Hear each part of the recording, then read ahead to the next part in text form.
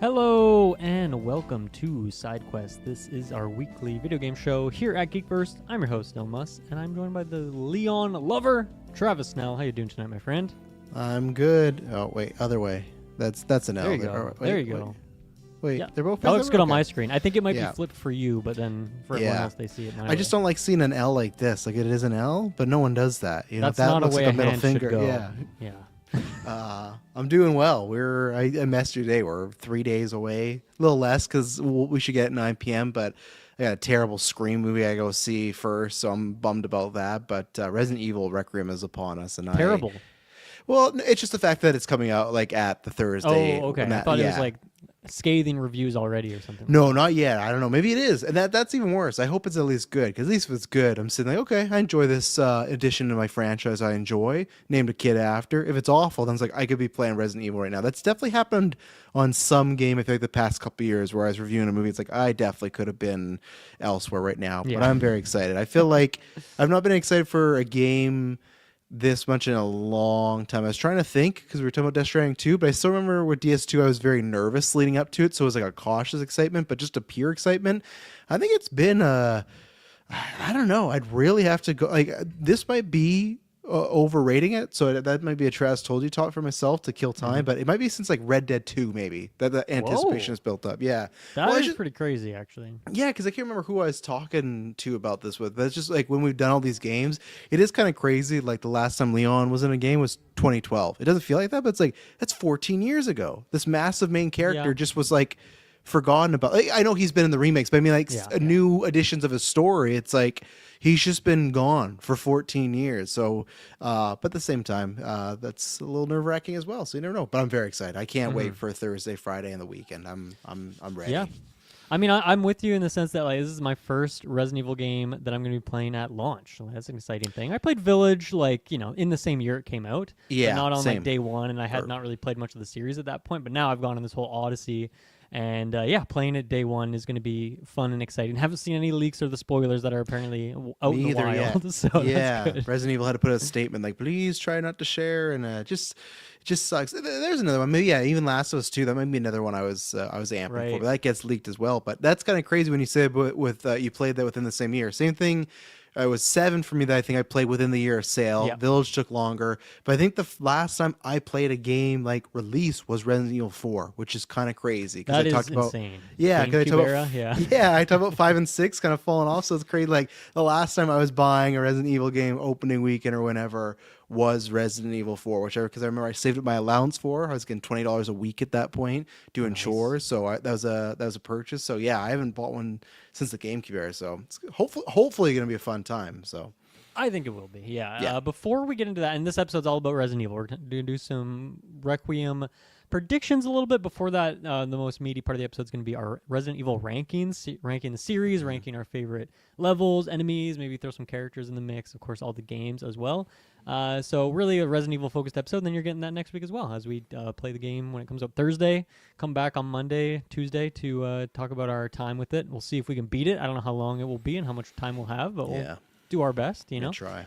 And because I feel like Resident Evil, not games I need to savor. Like I'm fine to just blast through that puppy. Yeah. Like when I've replayed all these games, I'm like I go through them in like a weekend is not uncommon for me to blast them. And sometimes that works for these stories too, because you're locked in like, and I even forgot that we're locked in a hotel this go around, which got me super excited. That was revealed a long time ago, but I'm a big Shining guy, so I'm like, right, we're in a hotel. That's like have we been in a hotel before? No, so I feel like the closest is Aikens back to like a mansion, like the first game. So I love that we're in a building, we're locked away, especially after Village, which was so wide, right? So, but it fits better. You're locked in a hotel, got to get out. It fits with that kind of 24 hours go. Yeah, absolutely.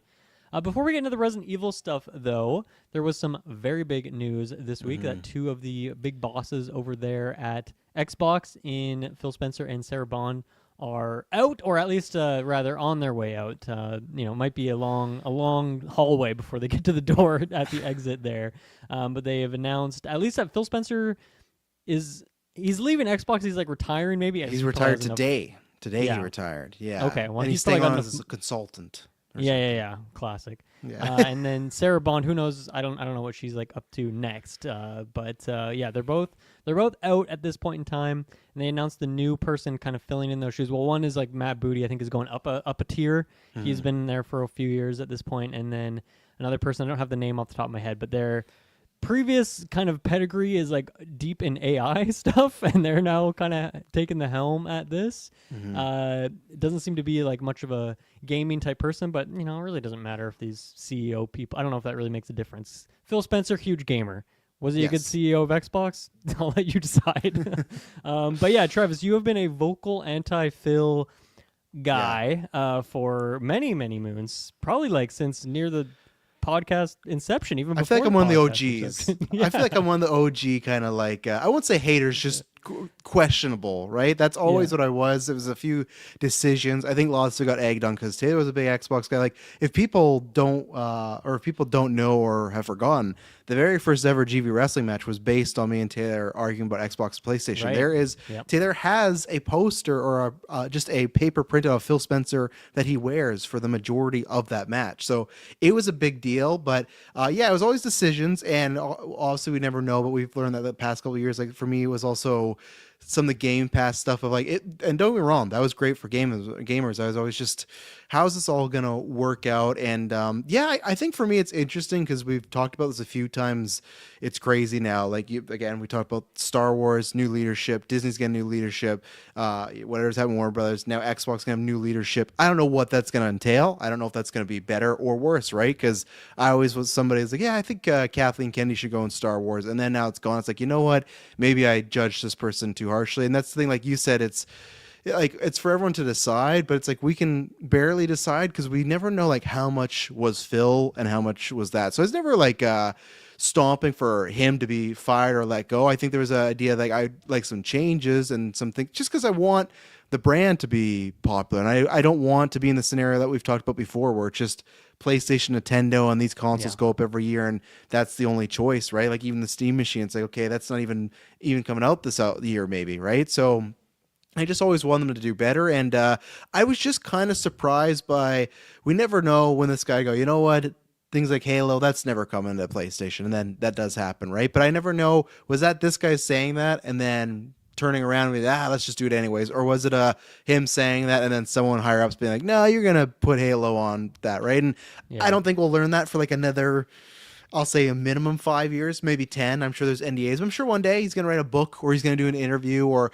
I'm very excited for the next few weeks, like when Jason Schreier and all this, we've always seen a couple interviews from people from insiders saying, they didn't like the Xbox Anywhere and this and that. So we really don't know. That's the tough thing. It's in a vacuum. We can't say, this is great for Xbox because, Matt Booty's also been a part of some like questionable decisions, and the new replacement as well for the CEO. It's like, in her statement, she said, I'm excited to learn more about this brand. And that's not the most appealing statement to say coming up. So I think for me, it was just what was shocking about it was it got treated like a fanboy like myself, like made the call, just get Phil out of there. It was just crazy to me in the 25-year anniversary that they weren't going to do like at the end of the year, like Phil's going to retire. Like he's going to do one more direct, one more this, like kind of a swan song. Cause no matter what, like the guy did work for the brand a long time. And again, he was a part of that era where they did start to win, right? Like the 360 era, he was a part of that. He got Xbox higher than it ever was. There is a time where PlayStation and Xbox weren't the biggest console in the world, and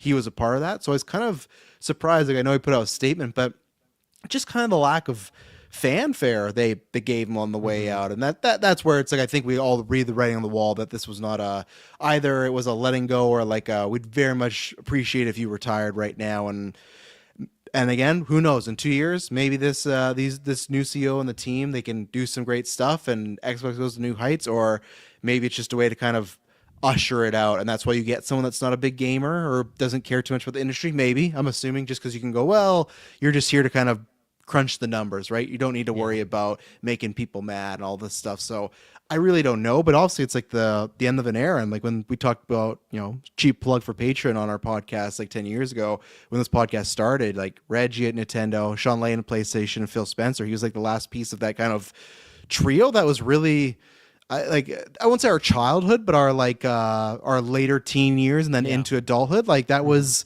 our like the E3s, all that stuff. And again, kudos to Jeff Keighley. I remember maybe it was the first or second Game Awards when he got all three of them on stage. That was like a massive moment, like we talked about, and that was just like, oh wow, look at all this. So he is a big part of history. It's just a question of, I'm because I was talking about this with Tay. I'm just very curious in 5-10 years from now how he's like looked upon, right? Like, is it favorably? Is it worse than like what comes out? Like, and I don't think anything malicious. I just mean like as far as choices, right? Because is he the guy that was under a lot of pressure and tried his best, or was he the guy that maybe tanked the brand a little bit? And we don't know. Yeah. On the outside, it seems like it was him, but again, we really have no idea what goes on in these boardrooms and stuff like that. So Yeah, very true. Yeah, I mean, I think it's a really interesting shift we've seen in the last few years of, I feel like there was that era, like particularly with Reggie, where it's like, oh yeah, this guy's like the CEO of Nintendo of America. Everyone knows who he is. He's a big personality. Yeah.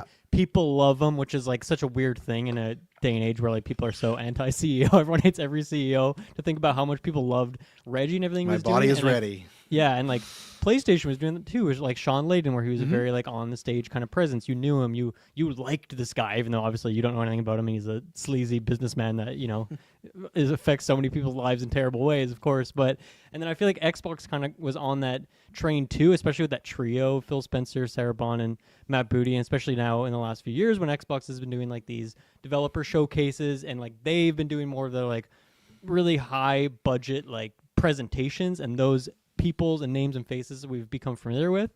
And I feel like there was a little bit of time there where they actually were doing like a really good job. It seemed like they were being very transparent of what their plans were in the next like few months, year, whatever, and they were like sticking to it. They were being consistent. They were acquiring studios and seemingly giving them budget to make all these cool games and things like that. And then there was like that huge shift, and I feel like for me the big thing was with Activision Blizzard. That's like where everything's been. Yeah. I mean, there's been a lot of downhill things that have turned Xbox downhill, but for me that was like a huge one of like, wow, they just way overspent on this, and it's been at the cost of tens of thousands of developers. They have had to lay off to like justify this extreme purchase, and then pairing that with just like the advancements of AI, and then Xbox and Microsoft in general being like all in on AI and just getting rid of people left, right, and center. And I feel like we're in an era now. I feel like it's funny. Like, what was it? It was like a couple weeks ago where Nintendo announced that Doug Bowser is like retiring, or maybe he's already gone. I don't know. And I feel like we saw him at the Game Awards accept an award like a couple times, and like, did we ever Barely even see him knew in Nintendo Direct? Maybe once or twice, right? I think like his first one, because I think I remember they did like a Bowser joke with him and stuff, Yeah. but very few and far he in wasn't between. like a personality thing, and whether that was him as a person who didn't want to like do the Reggie thing. Yeah. But I think that's good, like we shouldn't have these parasocial relationships with like CEOs of these huge companies that are probably terrible people doing like shitty things all day long. And I feel like just not even trying to keep up that ruse is probably a good thing, and that's been the case for PlayStation as well. Like ever since Sean Layden left, we haven't really had someone who's had that same kind of presence, and with Xbox it's been these people for a long time. So I guess what I'm getting at is like, I kind of hope that we don't really ever see this new CEO person. Like I think, do these developer directs, show off the developers, show the people making the games, the people that we actually care about, the artists who are making the art that we are consuming. I think that's like where our eyes should be focused, and where we should be supporting those people. I don't want to see, especially like, man, as you mentioned, like the amount of presentations where you could just clip anything Phil Spencer and Sarah Bond in particular, those two in particular, were saying, Yes. and it was just like within months, sometimes even like a couple weeks, and they would say a thing, and then the complete opposite thing would be It got true. crazy. It was so it became so fucked up and so gross, and most of it was like just firing tens of thousands of developers, and I just find it like really disgusting. So I have very little faith that this change is going to be anything better for Xbox, honestly, especially if it's a person who's like seemingly background is like all about AI and stuff. Like, I don't know how I guess AI games is probably good for the Game Pass type of service, but it's not good for like making long-lasting works of art that are games that people love and want to play. And I mean, ever since they even did that drastic increase to Game Pass, I've been out, and I don't really see myself getting back in there to have like a constant sub and want to be in that Xbox ecosystem anymore. They've kind of pushed me and many other people out. So I don't know what the heck this is going to do, but I don't think it's really going to be a better thing, even though I'm very anti Phil Spencer and Sarah Bond. I don't think this new person is going to really turn the sales in any sort of way. I think we're just continuing on the same path. No, and I think it's because Taylor dropped in Discord. I think even that thing, let's say this person came in and was a full on just, they didn't know much about Xbox. They heard the story, they read it, and then just became, I'm going to revive this brand. Let's say their goal was one, they're going to try to be a good person. Two, they want to get back to the 360 era where they're competing. They're up there. They have these great games. I think the genie's just kind of out of the bottle now. It's like, especially now when we see those Christmas sales. Like, what was that stupid thing that beat the Xbox during Christmas? That kids thing, remember? Oh, yeah, the next playground. Yeah, and it's just like, I think that's the thing where even if this person had every intent of we're going to do this, even if they're like, you know what, I know they were doing the games coming to PlayStation 5, we're actually not going to do that anymore. We're actually going to do exclusives now. We're going to do that. It's just like, I think now you're almost...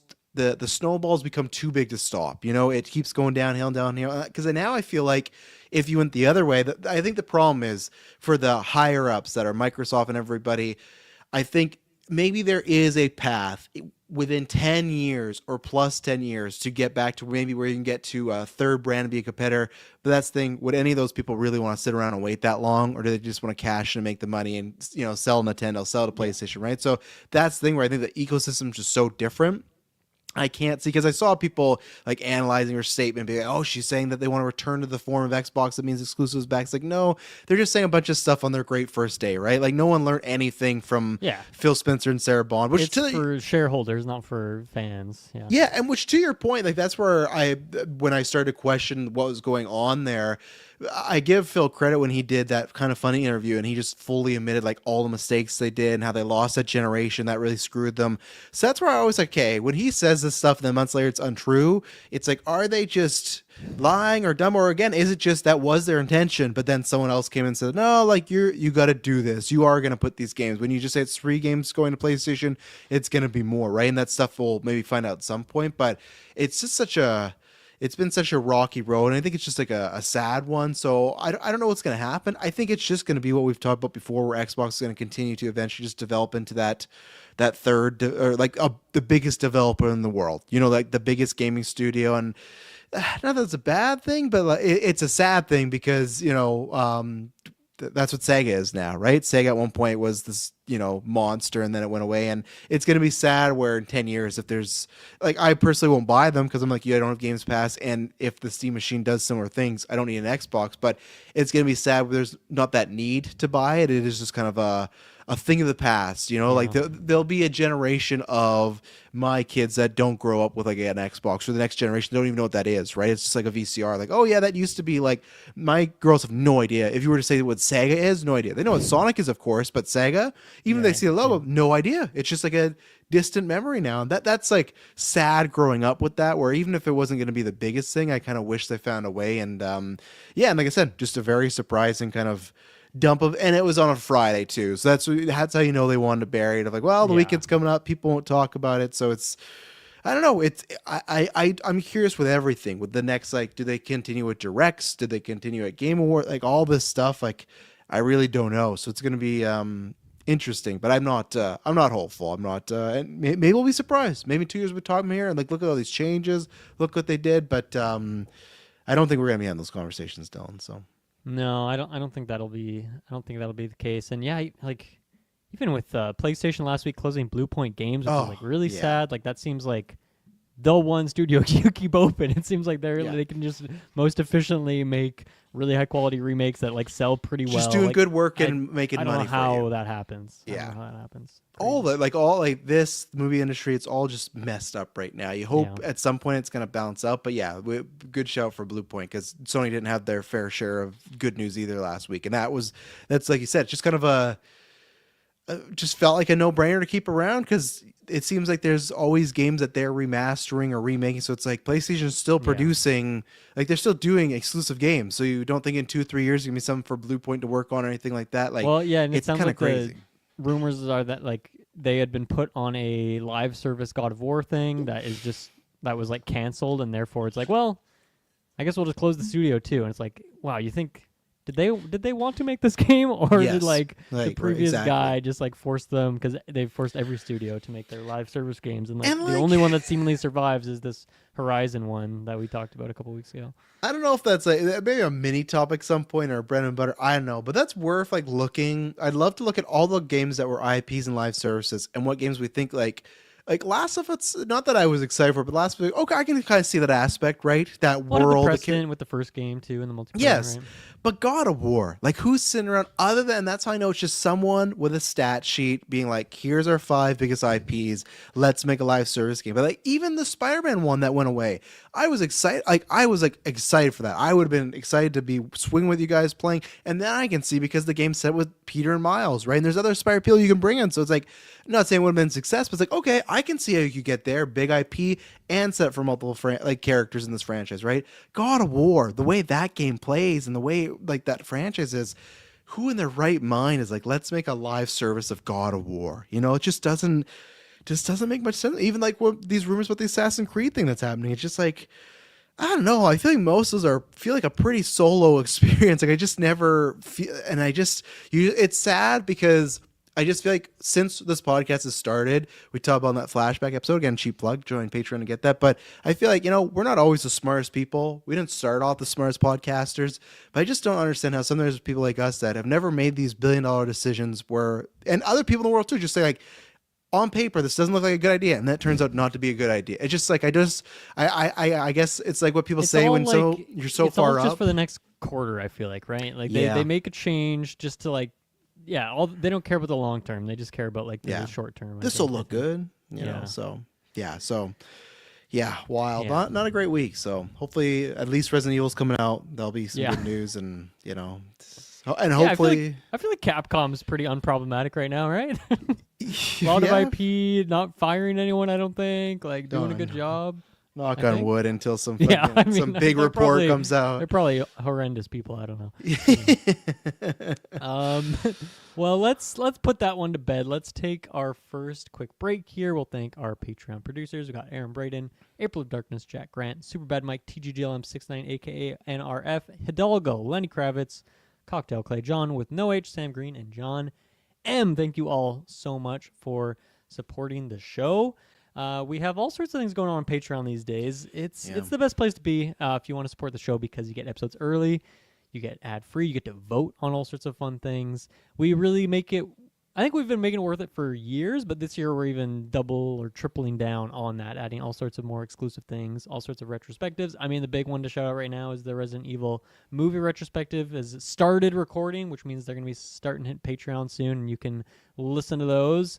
Because the new movie is also coming out this year. Pretty cool for Resident Evil, new movie and a new game in the same year. Nice. Yeah, and we're gonna drop on the main feed. We're gonna drop like a preview episode, and we're gonna drop the Resident Evil Degeneration review because that does have Leon Scott Kennedy in it. So we'll put that on as a little taster. But lots of good stuff. Me and Dylan are recording a bread and butter in the next 24 hours for the month of February, and then Taylor and Dylan Taylor and Kirkland, you don't got to do it, should be working on Punisher season 2 retrospective. And lots of good stuff. And Golden Geeks voting starts next week, so it's like you said, best place to listen, but also just tons of stuff for, I think, a variety of, we're trying to hit different things. And the flashback episode that is on the feeds now for patrons, very fun. Dylan did a very fun montage of, we listened to a lot of clips from our 3rd episode ever, and that was lots of gaming talk in it too. 2015, over a decade, and it was a really good time to just some good full circle moments and some just good laughs and some good I think all of us had a head shaking moment of like, oh man, I wish I could improve on X, Y, and Z. And one of us almost got canceled but didn't quite. So all good. We saved made it through that. Yeah. All on Patreon. Yes, go check out all that. Here's a quick ad break. We'll be right back. Okay, we are back. We're going to do some Resident Evil series rankings. We have ranking the games, of course. We have best levels. We have best bosses / enemies, I guess, whatever you want to call that. And I'll just a couple character shoutouts as well. Travis, where do you think we should start? Should we build up to the game ranking? Sure, Maybe we can build knock out the other ones quicker. I did just want to ask you though, how many games did you have ranked? Yes, so I do have 10 games ranked, but I will admit that the bottom 3, I've merely dabbled in them.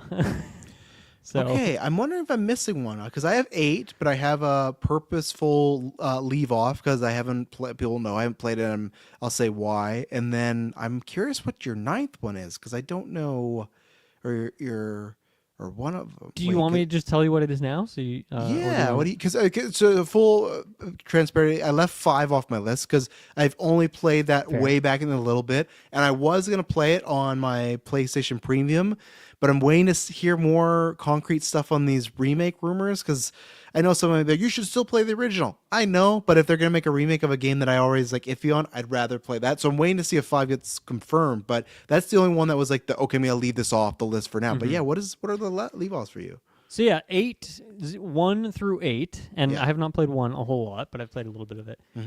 Resident Evil Code Veronica and Resident Evil 0. 0. Okay, yeah, okay, fair Have you ever enough. touched 0 in your life? Let Starts me in look a at train. the cover.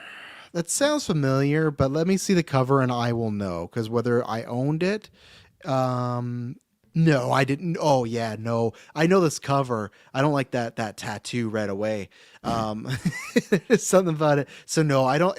I might like dabble, but I've never not like 1 to 3 or Veronica where I have fond memories of it. Yeah. So I mean, I probably should have just put 7 games on here because I have barely played the bottom 3 on my list. But I was like, you know what? Why not? Even 10 sounds kind of fun. yeah. But yeah, let's go over to. I want to hear when you thought of best bosses or enemies or villains, however you want to phrase that. What were the things that like first came to mind? And I guess in I don't know if I did like a top 5 for mine. I don't know what you did here. Yeah, I did a top 5. So for me, it's all about.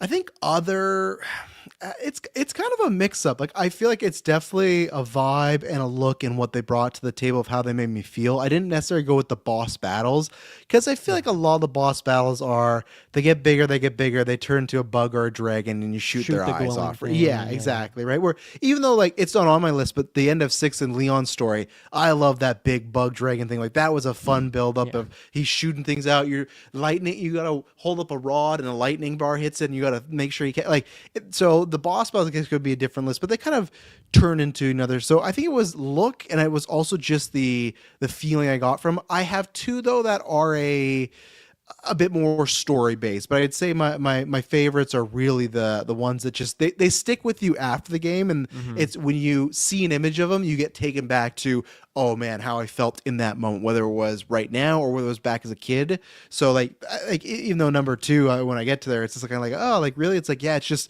that the look, the feel of it. Yeah, so that's where I went. It was a vibe and kind of if it stuck with me.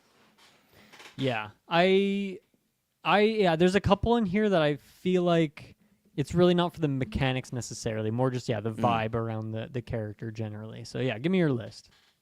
All right. So at number 5, I had to have her on here, was Lady D. I could not believe when I popped up Village this year, and we'll talk about later in my rankings, and I talked about it in depth a couple weeks ago, so you can find it there, but was very surprised how little she was in the actual game.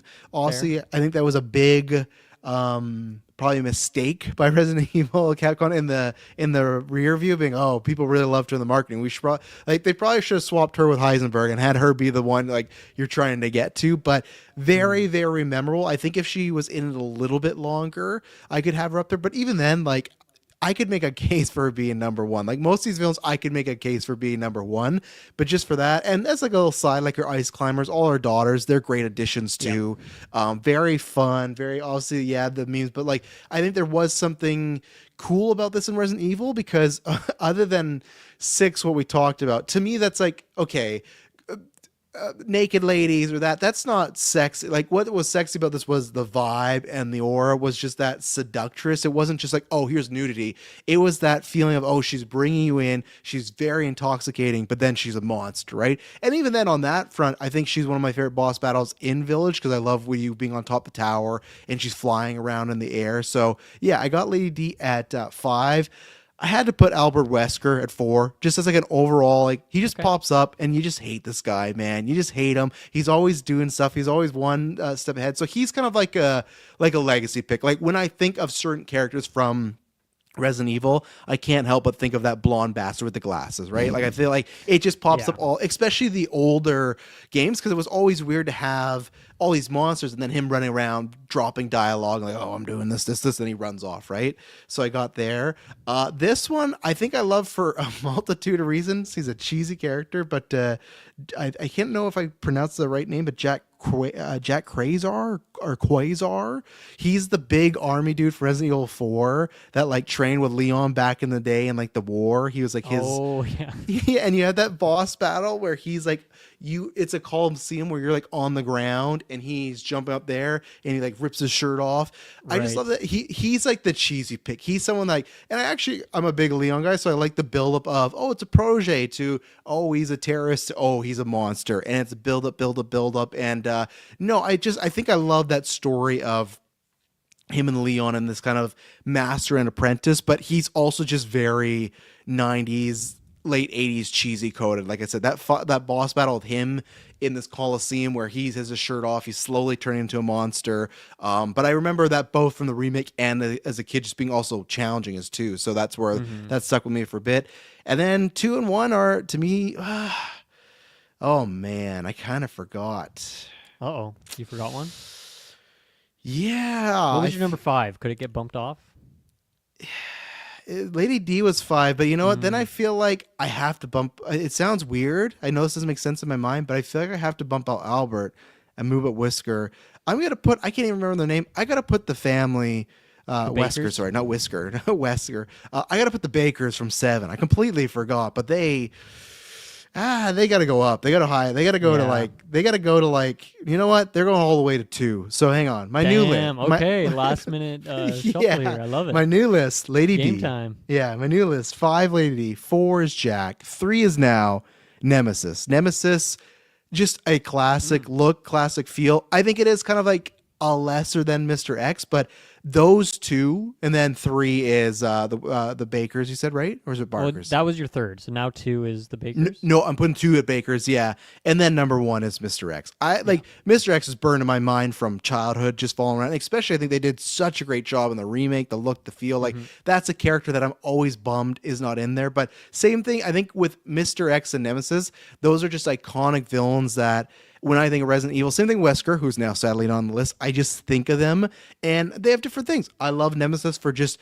you keep killing him, he's getting bigger, hunting you down. It's to that point where you just feel like it's a joke now. You know, like the amount of times he comes back, and I love the death. I love the death where you just get this massive laser and you're just burn them up. That's great. But yeah, the family from 7, man, they are scary. They are gruesome. They're gross. So they definitely deserve to. I can't believe I forgot about them, but they were up there. And then, yeah, Mr. X, just that idea of when you're a kid and this thing is just following you, right? Sometimes the music's there, sometimes it's just the footsteps, and when you're in a room and you just hear those steps, it's like, damn. And especially too, because it's a double, it's scary because he could pop up, especially if you're in a room with multiple doors. You don't know where he's coming. That's the worst. But the worst too, it's like a scary aspect, but then as a gameplay aspect, it's great because you'll be on a roll, and sometimes he comes at the very worst times where you're low on health, you got nothing, and the weapons really do nothing against him, right? Or you're in the middle of doing a puzzle, or you're trying to unlock something, like, and that happened to me in the Resident Evil 4 playthrough where I'm like, I'll come back and do this, and I never got to because by the time I was running away, it took me to a different part, and then I was lost of it, and that's why I want to replay 2 again at some point. But yeah, Mr. X is number 1. I just I love the mechanic, the look, and the feeling I get when I see it. Like, I think if I looked outside my house right now and saw Mr. X, trembles right now. You know, Nemesis, I just know it's over. You know, like you're not doing much against Nemesis. So yeah, Lady D, Jack Razor, Nemesis, the Baker family, right? Or Barker? I'm screwing up every time. Bakers, the Bakers, and then Mr. X are my top 5. Okay, we have a similar list for sure. Quick honorable mention for me is just the. I mean, I have a specific one here, but in general, the zombies are always great in these games. You know, the different like mini types, but even just the basic ones and the different like. I can so easily picture like the different ones you'll see in like Resident Evil 2 versus Resident Evil 3 versus like 4. And I particularly love just all the derpy, like medieval decked out ones in Resident Evil 4 and like the castle sequence. Like you'll have ones with shields and like maces or like other medieval weapons, crossbows, things like that. and of course just have like that classic like kind of zombie derpiness to them. So shout outs to those guys. Number 5 for me was the Bakers as well, which is maybe a slightly weird pick just because I haven't actually finished that game. I don't even think I've ever made it out of the house technically, but I've played a lot of the house, and they're terrifying, and even just like that like initial dinner scene, just the vibes in general, right? And so much of it is like you're in their house, so you're getting infused with so much lore about like these characters and the family all around. So shout out to the Bakers. Number 4 for me, I actually have like an enemy type here. I have the Lickers from Resident Evil 2. Those are like the ones that have like their brain out. They're like crawling around they're the on ground. the roof? Yeah. Yeah. Who are like terrifying initially. Like I remember when you first encounter them in like the lower levels of the police station, and then eventually learning that like, okay, they can't see you. So if you're like very quiet, you can like sneak around them. Just like having to get like the precise shots on like their brain specifically to do the damage until you get like better explosives. Shotgun, or, like, baby. ways to light them on fire and stuff. Yeah. But really terrifying enemy that I think, by the end of the game, you're pretty comfortable against them, but I can just vividly picture like the first couple times you bump into them in Resident Evil 2, and they're terrifying. Number 3, I had Lady D, who again, I mean, I think these like I don't know if there's like an archetype name for this in Resident Evil, but like the hunter type bosses, the ones that like will chase you around the different areas. Yeah, like those obviously just have They stick out. Yeah, and like and the fact that they're the ones that you can't kill specifically, those ones are very terrifying. And yeah, just like obviously she's like a very hot character, but also her just being like a freaking beast, being so tall and terrifying. And like, obviously some of these like cutscenes are very ingrained in your mind too, when she like picks you up and stuff like that. So yeah, just like insane presence on that character. Amazing like voice performance too.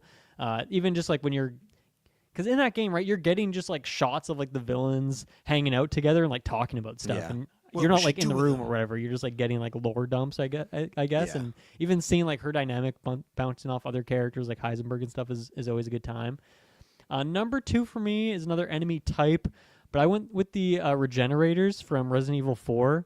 They're the ones that you encounter like in the lab for the first time, and like their vital like, they're in the organs are in tanks like and stuff. weird places, so you have to use like the heat vision to like find where their like vital organ is, and they'll just obviously regenerate if you don't shoot that. But just like their derpy floppy bodies, and they're always like falling around, and they can be so terrifying at times. And you encounter them in like a really dark area where the power is out, so you have to go down, turn the power on. So extremely iconic enemy for me, one of the most terrifying. Also, unless he's your number 1, that I can't remember his technical name, but that guy that does like the flips and he crawls in the pipes in that same mission too. He's like very tall and bony. He has like the claws, and he has like a kind of bulbous head. But Why am I forgetting bulbous head guy? Yeah, like he's very Sounds tall. iconic. He's like you see a lot of skinny and ribs and stuff. He has like long fingernails, and he can flip, and he does this, but he's always he'll like jump out of like the side shafts and stuff. He's in kind of the lead up to your guys or around Okay. there. It's like you kind of have to get. There's one mission where I think specifically the timer is going down. You have to just kind of avoid him till he gets to you. So Okay, I think that does sound familiar. Yeah, and then I guess before I'll just reveal my number 1. It is Mr. X as well, the ultimate hunter type. And I mean, I think spoiling for my best levels up here, but just the police station in Resident Evil 2 is such an amazingly designed level of the series in general, and like the just the ways that kind of slowly opens, and you've mentioned it too, like when you're like in that main lobby, that's generally a pretty comforting spot for me in Resident Evil 2, because like most of the zombies are kind of in the ancillary areas in the side rooms. But when you're like out in the main lobby and it's like, okay, this is a pretty safe spot, there might be 1 or 2 zombies here, but it's not too bad.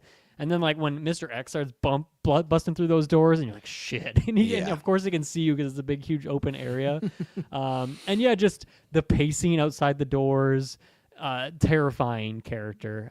And yeah, I mean, when you finally get up to the rooftops and he like jump scares you multiple times, then he just comes back later in the game when you're even like past that part of the game too.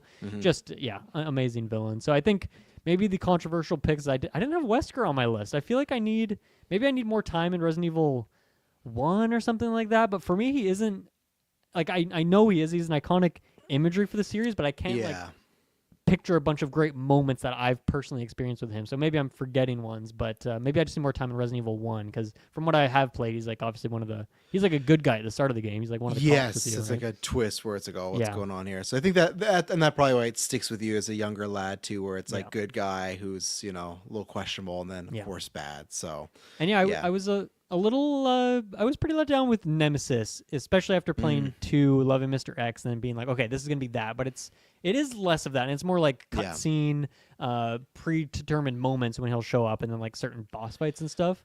But yeah, not as man, and like the monster, just a med giant rocket on his arm. You know, like how'd they not put that in the movie yet? He's a cinematic character. You know, that's cinema right there. Cool look, good for the game, but yeah, I think mechanically not one of my favorites, perhaps. And I think Resident Evil 3 is just it's fine. You know. Yeah. I found the guy. His name is the Verdugo, if I'm saying that right. This guy. Oh yeah. He's tough to mess with, that guy. So yeah. Resident Evil 4 just has so many enemies. It's crazy. Yeah. And even all the ones, right? Like even now, terrible enemies I'm playing right now with 6 because I'm playing Ada's story. Those like fly things that turn into submarine.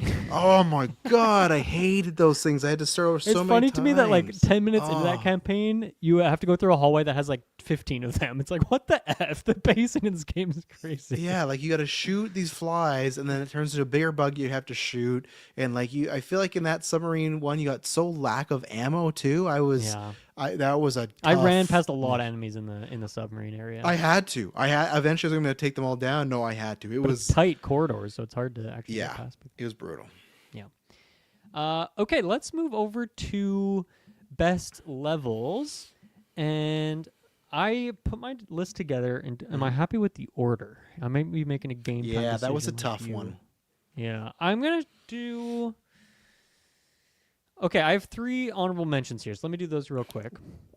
One is what I mentioned when we talked about Resident Evil a couple weeks ago, and that is the Resident Evil 6 Catacombs area.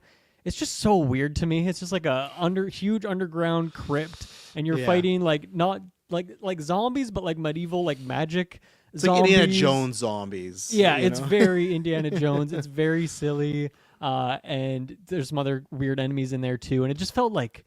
For me, it was like out of all these games I've played, it was one of the most unique areas, at least for the series. You know, in terms of other video games, like a crypt with zombie, undead in it is very common. But for Resident Evil, it just felt extremely strange. So I liked that for how weird it was. Shoutouts to Resident Evil 8 House. What is with the baby, the creepy baby in the house with the puppets? It's House Bellevue or Bella. Yeah, I can't remember the name, but that's a good one. That's a fun when you run around the rooms and time's up. That's a good one to show. It's a very like amnesia type level. Yeah. So shouts to that one, and then kind of an honorable mention, just the Raccoon City streets, like and specifically 2 and 3. 2, you don't really go out there much. Like when you first ditch the police station. You like go up onto the streets a bit, and then you go into like the gun store, and you go through a couple streets, and then Resident Evil 3, you do more of it. And I just something about like Raccoon City, like during the outbreak, I really like that kind of street level part of it, and that's why I was really excited in Resident Evil 3 when I got to see more of that. And I definitely wanted more because I think these are kind of more introductory or like transition type areas. You're not spending like a ton of time in them necessarily, but I just really like the vibe of Raccoon City during the outbreak. It's always nighttime when you're out there, of course, and really curious to see how much, if any, of like the actual streets we get to explore in Requiem in particular. But yeah, shoutouts to those. I cannot wait. Yeah. Did you see? Because you guys talked about. I haven't listened to the episode when you guys talked about the state of play, but Leon going back to this police station. Oh my goodness! Yeah. Like the double of Raccoon City and then this hotel. We got some good locations coming up. I cannot wait to go back there. Definitely. Into my top 5.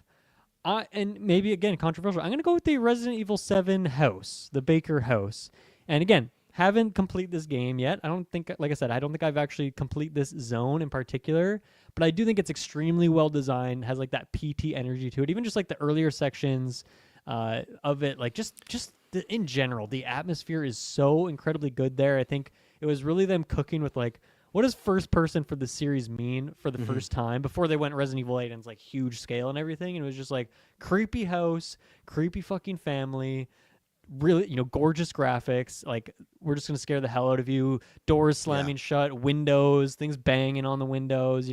Weird lights coming in and out. even the dad has that kind of Lady D, Mr. X, Yes. where Yep. there's a portion where he's just walking around the house. So you're doing like some of the greatest hits as well Yep. too, while being new. So Such a claustrophobic area, yet it's like, man, I'm just in a house. Like I should be able to get out of this freaking house, but you just can't because every doorway is locked or blocked in some way. So yeah, shout outs to the Resident Evil 7 house. Let's see. Game time. I'm changing things. Game time decision here. I respect it. I did the I'm same putting the thing, Raccoon City Streets at number 5. Baker House at number 7, or sorry, at number 4. Oh, big bump down. I know my order got all too many numbers in this series. I was gonna shout out the Resident Evil 8, the Village, just like the after every kind of bespoke area. There's like 4 whatever like big zones, like the castle.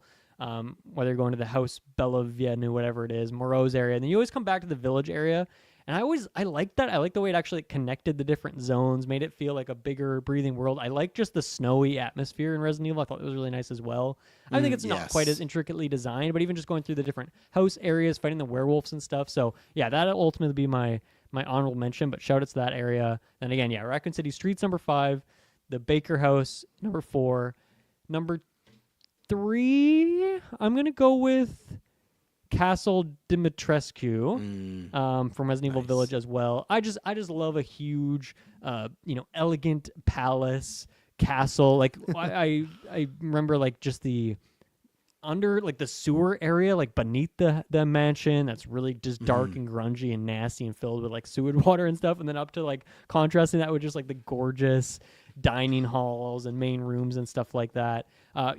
Admittedly a huge area, but it is one kind of connected zone, and then like the epic boss fight at the top when Lady D is transforming and going all crazy. So yeah, shoutouts to the palace there. I'm gonna go with Resident Evil 2 Police Station at number 2.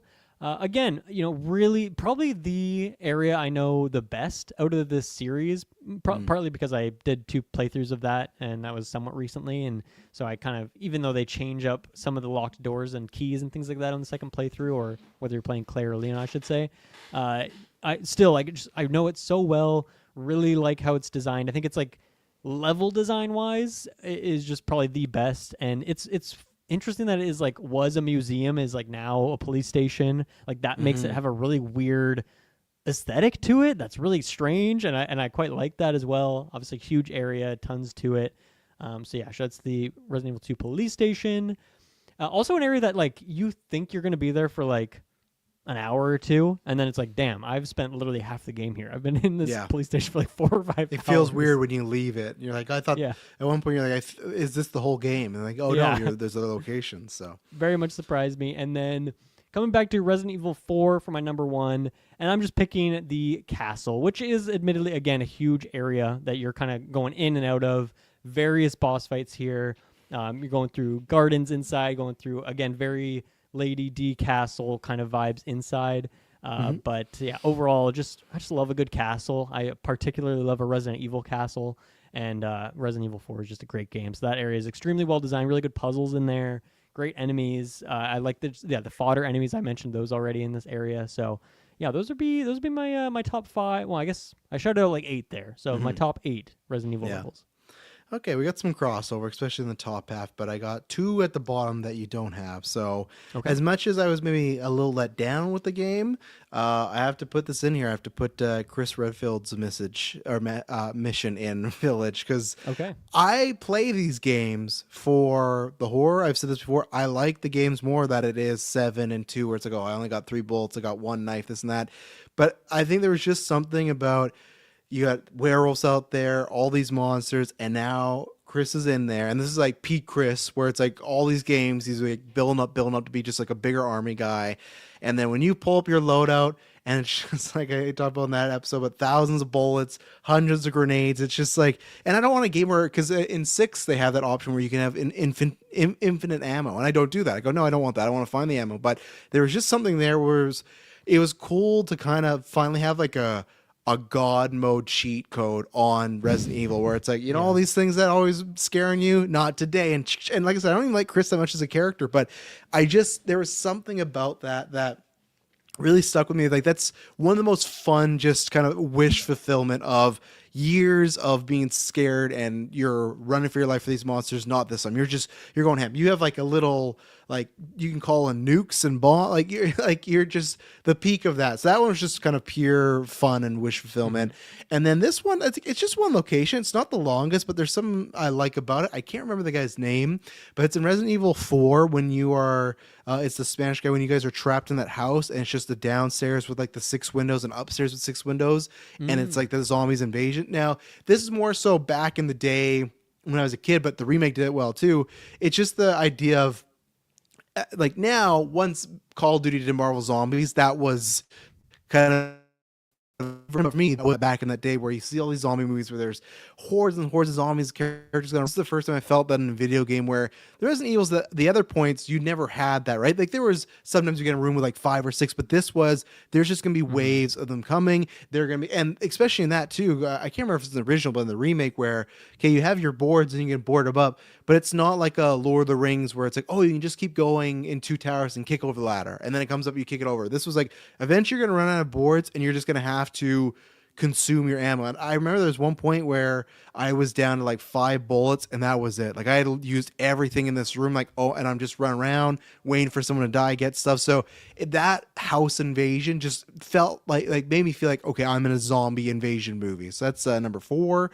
Much like you, these top 3 were similar, just in different orders. Number 3, I got the cast from Res 4. Just the design, everything. It's just, that's the perfect, where you talk about with 6, where it feels like it goes overboard on that, the underage area. This feels like the perfect balance of, okay, it's still Resident Evil, but it's a little more grandiose, but beautiful looking area. Yeah. Some of the better puzzles in Resident Evil 4 as well in that area.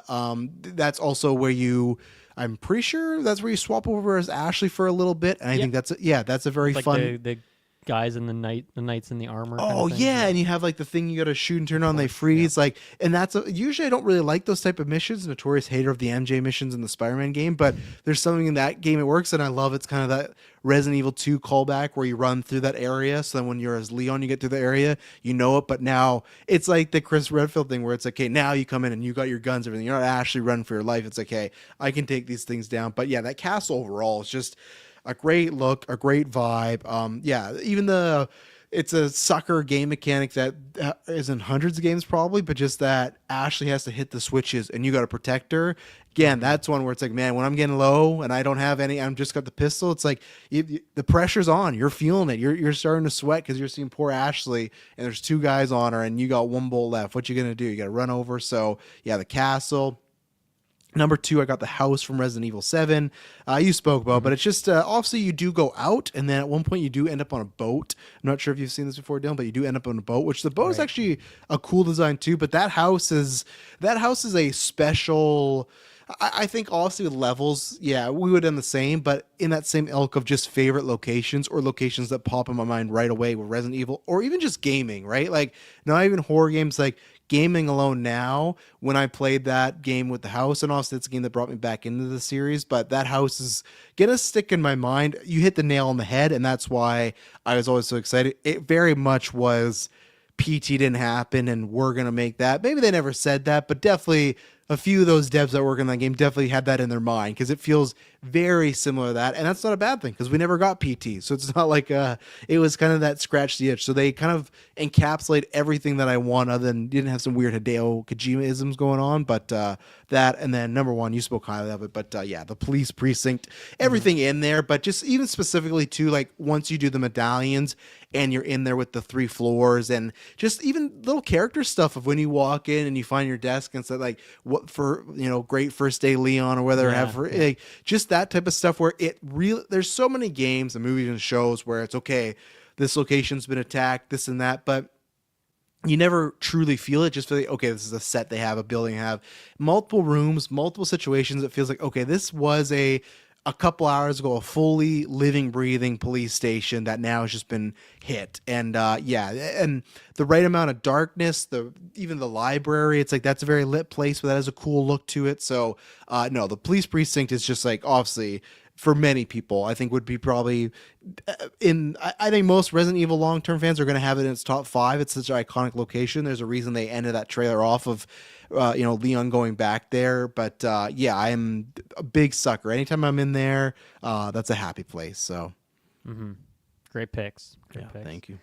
Okay, that just leaves the game ranking. So you have 8 on your list. Is that correct? 8. Yeah, I got 8. Okay, let me blast through my bottom 3 Sure. then we'll both be at 8, and we can kind of go back and forth and see how many we have in common on this journey up here. But yeah, so my bottom 3 at 10 I have Code Veronica, 9 I have 0, and then 8 I have Resident Evil 1. Games I have not played much of, as I've mentioned already. Maybe the first section of these, first like hour or 2 of them. It's tricky for me. It's really hard to go back to fixed camera angles, tank controls. Oh, yeah. Horrendous inventory systems. In Resident Evil 1, the most dog shit voice acting I've ever heard in my life. Like some of these games are quite dated, and I don't have the nostalgia for this type of game, so it's really hard for me to go back to it. Particularly the inventory system really bothers me. It just really sucked in these earlier games. It's really just annoying. More than anything. So yeah, I do need to spend more time with these games, but more realistically, I'm going to wait for remakes, which I think are coming for. At least it sounds like Code Veronica is happening.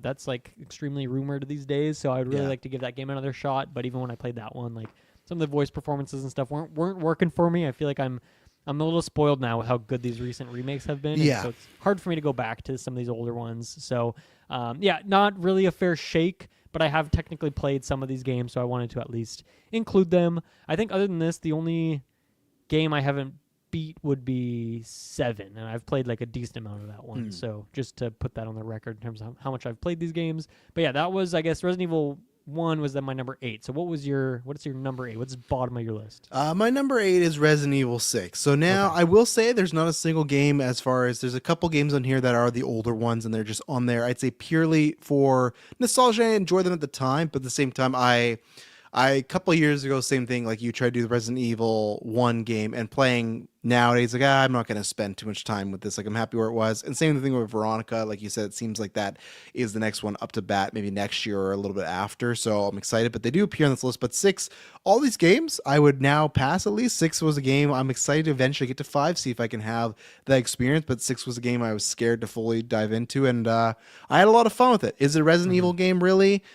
Not too much, like it there's some isms, there's a little moments, there's a few things from the franchise you can look and say, okay, that is Resident Evil. And obviously I'm saying withstanding the characters, right? Because of course Ada's in there and Chris and Leon, sure. But like the feeling, like I said before, even the boxes are changed, right? Even the HUD, which I hated the HUD. I hated the Iron Man HUD. So weird, but I respected it for the swings, and even now I'm playing Ada's story. I'm having a fun time, and I don't know when, because the next couple of months are going to be busy, but I have PlayStation Premium until June, and I would like to play other stories because they're just very crazy and very out there. It's like I almost appreciate more as like a fun Resident Evil what if, and this is a game that does get me excited to see Leon back, because like, what do you do with a character that's been through all this stuff? So Resident Evil 6 firmly in last place, even though I enjoyed it more than I thought I was going to when we talked about it a couple weeks ago. So nice. Yeah, I mean, that's my number 7, so I can continue off of here. A game that, for sure falls towards the bottom of the ranking, even though I do really like what it is in a way. It's not a great game, but it's just a dumb, fun action flick. I really like the structure of it. I think there are some swings that they take that are really cool, and it's just the fact that the story is completely nonsensical. The pacing kind of sucks. That really kind of tear it down ultimately. But it's a very ambitious game. I love that it's part of what makes Resident Evil as a series have such vastly different vibes to it. Like comparing the grounded small scale of 7 to 6, and it's funny that those end up being like, games adjacent to each other in the series, even though they feel like, wow, you feel like you would start with one and then end with the other or something. But it's that just goes to show how much whiplash this series can have at times. Sometimes it is really horror vibes, really grounded. Sometimes it's really bombastic action movie, cheesy, all that kind of fun stuff, very quippy. And so 6 is definitely on one end of that spectrum for sure. And I like what it is, but yeah, not a great game ultimately. So yeah, number 7. Number 7. Okay, my number 7 is Resident Evil 3 here. I think I enjoyed it. I agree with you. I can't remember if it was on air or privately when you talked about how it felt like a little unfinished and rushed. It definitely feels like that. It just feels like, and I know there's other people talk about there's missing parts from it, so that could help. There's just even little mechanics from when I played the remakes where the 4 just feels smoother. There's little stuff where just it's like, why didn't they do it this way? I can't remember. I might have it in my. Oh, I should. Right, I had this a couple times. I forgot to pull them up before any notes I had with 3, and I don't. That's the problem with all the. I was gonna say when I did a couple weeks ago when I did my kind of updates of the games I'd played here, and it was all Resident Evil, and I have a bunch of notes for them. 3, I had no notes other than at one point I can't remember the guy that's not Jill Valentine, the guy you're playing with, but there's a one point in the mission where he has to record his voice and play it somewhere. He's like, "Whoa, what sci-fi type of stuff is this?" Which is like that's just nothing now. But like I didn't have much. It was an enjoyable experience. I had a good time with it. But like even with 2 and 4 right away, I was like, "Oh, I could replay this again. I could get into it." Where 3, I was kind of just happy where it was. I probably will get to it at some point because I still enjoyed it. It just kind of felt like just lesser than the experiences, even the remakes as well, lesser than I have with the old age. Lots of these games just kind of run together. I remember a few things, but with the update now, yeah, 3 just didn't stick with me as much as I was hoping. I agree with you. I like the streets. I love seeing. Obviously, it's more zombies, but just that kind of riot-like function as far as, okay, you're on the streets now of Raccoon City and you're seeing the fallout of everything. I do like that. And obviously, I did shout Nemesis in my top 3, so I enjoyed those boss battles. I thought that was fun. And I even like the hospital. There's a hospital mission you go to. That's a good time. But even then, too, like the characters, I don't have as much as fun with them. So 3 is firmly planted in my second last spot there at number 7. So Okay. Number 6 for me is Resident Evil 7, which does fall probably further than maybe it deserves to, just because, again, I haven't finished it. To this game's credit, it's a really scary game. It was too scary for me. It was too scary. I was too much of a baby, and now that I've played a bunch of the other games in the series, particularly 8, like in the first person, knowing more about that, I should probably give it another shot. So I'll definitely do that at some point, and I'm sure it'll climb up my list here. But from what I have played, like, it is great. It's so good at what it's doing that it like scared me off in a way, which is a testament to how good it is.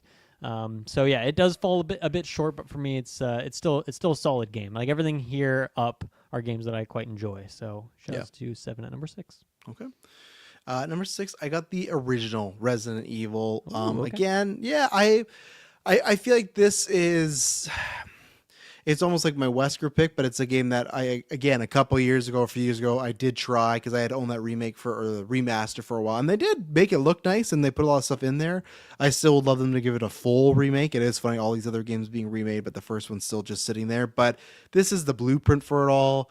The zombies, but the zombie dogs, these gross enemy types. I just remember playing that first game and it feeling like a real experience. And obviously it felt like that for many people because here we are about to have 9 and a bunch of other games released, right? But I just remember that was a game being at a young age playing it and talking with friends about that. You would talk about certain moments, and I remember it also being, I feel like one of the first games, and it's probably because of the camera angle, but I remember it being one of the very first games I found very challenging as a kid, right? Like even Mario's challenging, but like it feels like this got to a level of like that anger challenge where like, oh my God, I just can't get past this thing, right? Like I told the stories about multiple times playing with my friend Mike across the road or across the street, and his dad would have to help us out with stuff. Like I think that's the thing where it felt like I got my first taste of, man, games can be really difficult, but that led you always want to come back because like, oh, I gotta do this, and multiple saves of, okay, I did this last time. What do I gotta do differently? So Mansion, obviously just a very iconic location as well. Didn't have that in my levels because I can't really think about the level design there, but as far as a location,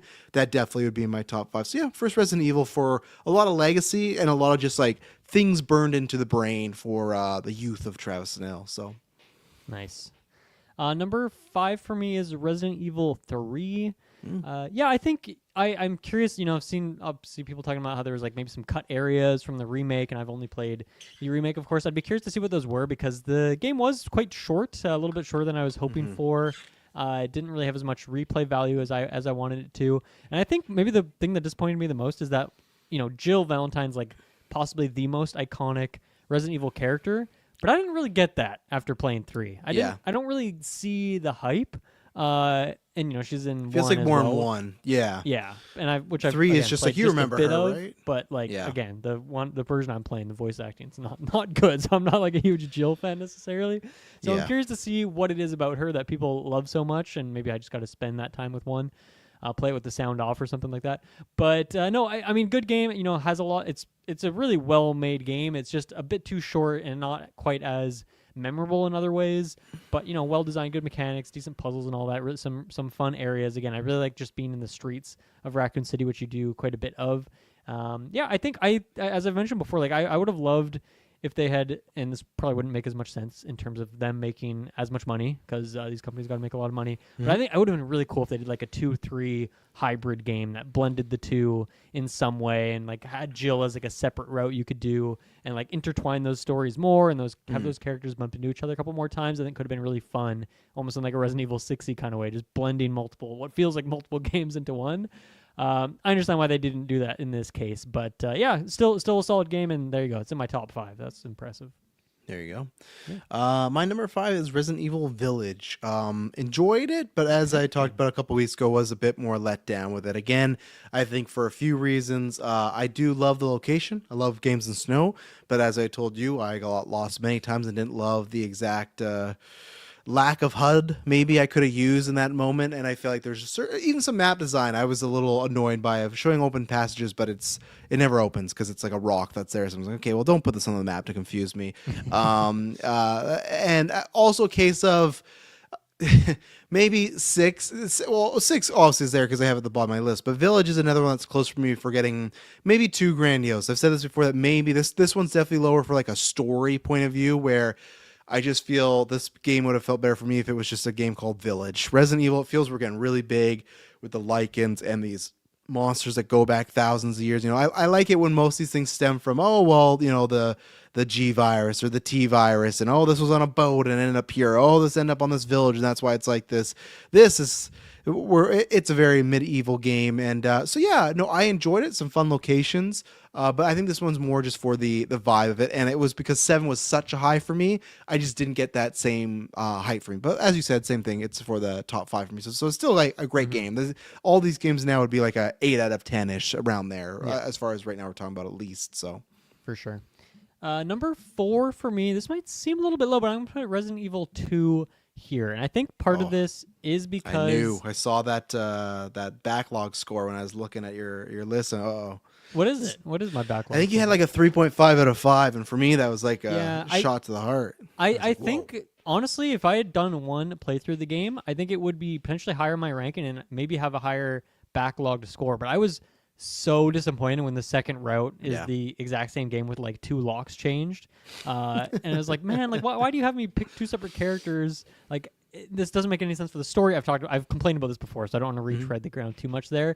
Honestly, that is a big detractor for me, because I think if it had been even just a little bit more unique features to it in each playthrough, other than like in Leon's, there's like a bit of an Ada section, then I think it would be much higher, because I think it would be a more complete game with like actual value to replay it. But to get past that stuff, I mean, I do really love this game. I think it's really great. I like both the characters, so I do want to play it again. Like, that's why I wanted to play it again, because I do like both of them, and I want to see both their stories. It just ended up being that they both had pretty much the same story. Yeah. But some really great sequences. Obviously, the police station's great. And the rest of the stuff, there's a sewer, there's an underground science lab. It's pretty generic Resident Evil stuff at that point, but it is well designed. Like, in particular, the science lab, I quite like that sequence. Like, it is fun. It's a good finale to the game. The sections out in the streets, like the world building of it. It is a really great game, and I probably should bump that up on Backloggd. I was probably just salty when I put that score in there, because I'd probably just done the second playthrough and be like, what a waste of my time.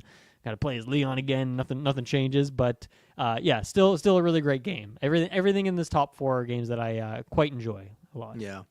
Well, and you say like, it has like the classic tropes. It's like this was starting those classic tropes, like the science lab and the sewer. Yeah, like that's fair. That's a fair criticism. It's just weird when you play it in the like 2 being all these ones later on, right? Yeah. But okay, so number 4, we got this one. I'll purely admit we'll have to revisit this another time, but just nostalgia and good playthroughs. I got Code Veronica up here. I am one of those kind of, just kind of nerds when people say, this is the true sequel to 2. It's like, it felt like that back in day. The games that I played the most were 2 and Code Veronica. I remember putting tons of hours. I was just watching some gameplay again today. Just certain sound effects. I was like, oh, that just like like activated things in my brain where I was like, right. And yeah, there's not much to talk about because I haven't played it in years. This is purely just good times. And I've thought about booting it up, but because again that remake's happening, I think what I'd want to do is maybe boot it up a little close. But I'm with you where I enjoyed these games a lot as a child, but I hate the fixed camera angles. Like in Resident Evil 6 Day when I was playing it, and the submarine has those a bit with when Ada's like running away from the water. It's brutal, you know. Like this, clearly, I'm in that era.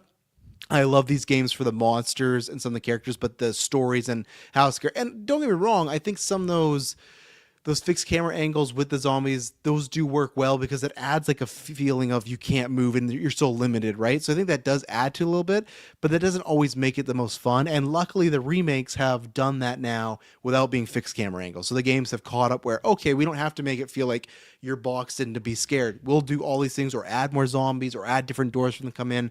But yeah, Code Veronica, yeah, I think if we're talking about characters, that Claire would probably be up there. She'd be in the top 3 around there. I like that she's kind of more there, like she's obviously the exact opposite of her brother who's like the hard-nosed one. She's not like a jokey character, but she's probably one of the most lighthearted characters in the Resident Evil franchise. Natural charisma somehow. Yeah, that's why again, which we might talk about in predictions, I'd be very curious to see her. Like, I'm trying to think the last game canonically we've seen her, because she wasn't in 6, I don't think, because you and I never played Chris's story. So it's like, then that one would be 5 then, right? And that's like... Is she in 5? I think it's her and her brother that are the 2 leads. No, it's Chris and Shiva is her name. Shiva. Okay, yeah. I thought who's I don't think in any other Resident Evil game. Really? Well, you never know because what is it? Claire or what's her name? Grace Ashcroft. In this game coming up, her mom was only in 1 game, and they never saw her again. Yeah, which is like a weird spin-off or something. Yeah, right? But they're like, oh, this is her daughter. So yeah, that's crazy. But yeah, no, just good memories. And again, talk about when you told me to look up the cover for Resident Evil 0. That cover many times was sitting on my TV stand. I just burned in my mind. So yeah, Code Veronica, I'm definitely saying there is some nostalgia there, but yeah, I'm trying to find her last appearance. Oh no, the only last appearance I can find was... I think it is Code Veronica, or like, you know, in like a spin-off or like one of the multiplayer things, I guess. But if we're counting main lines, and I don't know if you count Code Veronica as a main line, I think it was that one. I guess technically in the the Resident Evil wiki, they do count Resident Evil Death Island, which is one of the movies. So I guess that's where Claire's story is being updated now. Are the movies and games canon to each other? Yeah, they are. Yeah, because when we did this last one, it was 7 years after Resident Evil 4, and Claire and Leon kind of catch up about where they've been and stuff. So, yeah. So I wonder with 10 if that's a character. Well, I guess they're doing it with Veronica. Well, they kind of did that though, right? With like Leon, they did the remakes and then he goes back. I wonder if they're doing the same thing. Like, I'm trying to say, like, I wonder if we're gonna get Code Veronica, and then with 10 would be her return to series as like a character again, right? Because I feel like that's kind of the way they're going here. Yeah. And I just feel like we haven't revisited such a popular character in quite a while. That and her brother's always popping up, and I feel like people don't like her brother as much. So I don't know if they're doing the remakes to like reintroduce you to characters. No. But is it not a way to... What about Jill? What about Jill in 3? What are you doing about that? Well, as much as... Let's circle back in predictions. Let's circle back. So... Speaking of 3, let's get to our number 3s here. Mine is Resident Evil 5, which was pretty much the hardest one for me to rank in the sense that all these other games in the series I've played... When Resident Evil Village came out, I played that, and then I went back and played all these games. Resident Evil 5, though, is the one game I played back in the day, and that was probably 15 years ago, which is half my lifetime ago at this point. So it was a long time ago that I played this game. And so it exists in a different part of my brain than the rest of the Resident Evil games, but it was a fun as hell co-op shooter, which is what I loved in the 360 era, playing it with my friends, playing it with my cousin. Playing it over and over again, I remember getting 1,000 achievements, like or 1,000 gamer score, all the achievements in the Xbox version at my cousin's place, and then like renting the game again and doing it like at home with another friend. I just played this game over and over again, getting all the unlocks, playing on like the hardest difficulties and stuff like that. a mastery that I've not done with the other games in the series, where I've just like done one playthrough. With 2, I did a second playthrough because I wanted to see what that was like. But like for the most part, I'm just like I do one playthrough and then I'm out, and then maybe I'll revisit them in a few years or something. But yeah, Resident Evil 5 is one of those games, just crushed it. Every last pixel of that game I've seen, and it has been a long time. So that's why like best levels, best bosses, none of that stuff showed up in there because it's just been way too long. I can't remember like. I can remember like certain imageries, but I can't remember like a whole zone or anything like that, or even the characters really. But yeah, a game that I loved very, very much. And it is one of those ones. It's like the Star Wars prequels. I don't want to revisit it. I just want to leave it there in my little nostalgic there goes my brain pitch. palace, where I love it, and it's my top. It's in my top 3 Resident Evil games. I don't know if I would have that same fervor for it if I played it again today, just because I'm not as into those kind of games, and it's a different era and all that. So yeah, but a big soft spot in my heart for Resident Evil 5. I was just about to pitch. It's like, oh, during the 24-hour stream, wee hours, we should bust open some PS. And you know what? I would. That would be fun. I'd be down. I'd be down. That's the one exception, just for you. Yeah, that'd be fun. I think that'd be fun in the moment, the stream and whatnot. So maybe we'll revisit that, and I feel like that game would keep you up too. I don't feel like that's like a Battle for Middle Earth. That one you're fighting, like you were talking about that moment in Resident Evil 4 when you're fighting off waves of zombies. I can immediately picture multiple moments like that in 5. Like it is an onslaught horde mode kind of game. Perfect. So yeah, maybe TBD. But number 3, a game that if I didn't play it, we're probably not here telling this podcast and getting back into Resident Evil. Resident Evil 7 was a game that, again, we talked about many times, had that PT feel, love the trailers, but still put off for a little bit because between the movies and the games I was kind of out.